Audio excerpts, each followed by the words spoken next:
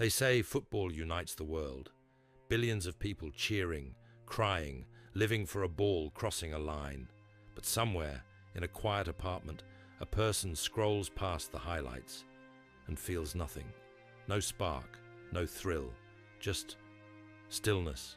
And while the rest of the planet pulses in collective ecstasy, they wonder, why does this not move me? This video is about them, the ones who don't watch football, the ones who stand silently at the edge of humanity's biggest ritual, and ask what it really means.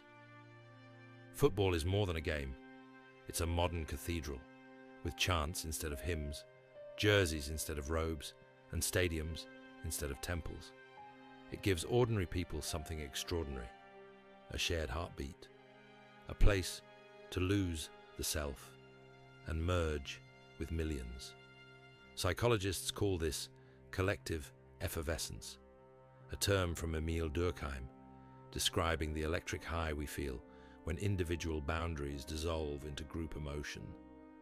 When your team scores, it's not just victory, it's a temporary transcendence of isolation.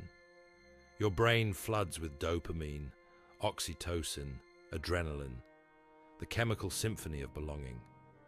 But what if your mind doesn't respond to that symphony? What if you feel more alive in silence than in shouting crowds? That's not indifference, it's difference. Every chant, every replay, every rivalry.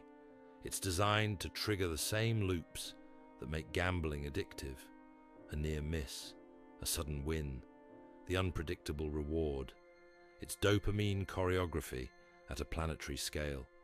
Yet some people's brains are wired differently. Their reward systems don't light up from external excitement, but from internal discovery, reading, creating, analyzing, or simply thinking. To them, football feels like sensory overload, noise without meaning. It's not that they're emotionless, they simply seek depth over intensity. While the crowd chases stimulation, they chase understanding. And that quiet preference often makes them feel like outsiders in a world addicted to noise. At its core, football satisfies one of humanity's oldest instincts: tribalism, flags, anthems, rivalries. They mimic ancient survival groups. Supporting a team is an extension of being part of a clan. When we win, our ancient brain celebrates safety and dominance. But those who don't watch football? They're often people who have outgrown or out-observed that tribal instinct. They find identity not in we, but in I. They question the logic of drawing emotional boundaries around strangers, wearing specific colors. This detachment isn't arrogance, it's awareness, a subtle resistance against inherited programming, a refusal to let belonging define belief. In most societies, football isn't just entertainment, it's language. Conversations, friendships, even workplace bonds often orbit around last night's match. To not participate is to risk social invisibility. That's why non-watchers are often mislabeled as boring or out of touch. But beneath that label lies something deeper. They don't trade in the common currency of passion. They value stillness in a marketplace of noise. They sense that enthusiasm has become a kind of social tax, something you're expected to pay to be accepted. So when they choose silence, they're not rejecting joy. They're reclaiming autonomy over attention. We live in an age of emotional inflation. Every show, app, or ad competes for our excitement. The threshold for stimulation keeps rising. What thrilled us yesterday barely moves us today. For some, football becomes another arena of overexposure. Too loud, too long, too repetitive. Their brains, saturated by constant input, start seeking refuge in neutrality. They crave quiet spaces where nothing demands a reaction. In neuroscience, this is linked to dopaminergic fatigue, when the reward system becomes numb after too much artificial excitement. People who don't watch football might simply be those who can no longer afford the emotional expense of constant engagement. To watch the crowd without joining it, that's a rare psychological stance. It requires comfort with isolation and a strong sense of inner validation.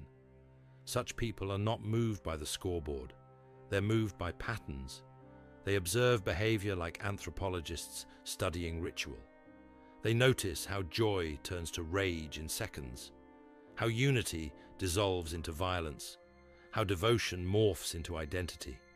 For them, football becomes less a sport and more a mirror, reflecting how easily humans trade individuality for belonging. They see the game, but also the psychology behind the game, and that awareness can be both liberating and lonely. Even the detached feel the tremor of exclusion. When the world unites in celebration, being outside the circle can sting, not because they want to join, but because they wonder if something might be wrong with them. That subtle guilt, the feeling of missing a universal experience, is deeply human. But perhaps the real insight lies there. We're conditioned to measure aliveness by participation. Silence feels suspicious in a world built on applause. To not watch football is to quietly reject that equation. To say, I don't need shared noise to validate my joy. Philosophers from Pascal to Kierkegaard warn that distraction is humanity's favorite anesthesia. Football, cinema, politics all serve as grand diversions from existential unease. They give structure to time, identity to chaos, meaning to nothingness. So the person who doesn't watch football isn't necessarily uninterested in life. They may simply be unable to forget its absurdity long enough to cheer. They stand outside the game because they sense it's a metaphor, not an escape. Their detachment isn't apathy, it's awareness of how culture numbs consciousness. In that sense, not watching is a quiet form of mindfulness, an unwillingness to outsource feeling to spectacle. Being different always comes with a price. The non-watcher may carry a subtle loneliness, the ache of witnessing connection without joining it. But they also carry a gift, clarity, the ability to see the architecture of emotion instead of being consumed by it. They may never know the rush of a last-minute goal, but they know the serenity of not depending on one. They trade adrenaline for awareness and crowd for consciousness. And in that trade, they often find something the world has forgotten: presence. Here's the twist. This isn't really about football at all. It's about the subtle divide between experiencing life through collective emotion and experiencing it through conscious reflection. Football is just the stage. Humanity is the play. When billions cheer in unison, the non-watcher becomes the mirror of modern life, showing how identity now depends on shared excitement. Their quiet refusal exposes our dependency on constant stimulation to feel real. Maybe they're not the ones missing out. Maybe they're the ones finally watching the real game, the psychological one. So, to the people who don't watch football, you are not strange. You are simply tuned to a different frequency of meaning. While others seek connection through motion, you seek it through observation. And in a world obsessed with cheering, your silence might just be the loudest form of awareness, because sometimes understanding the crowd means not joining it,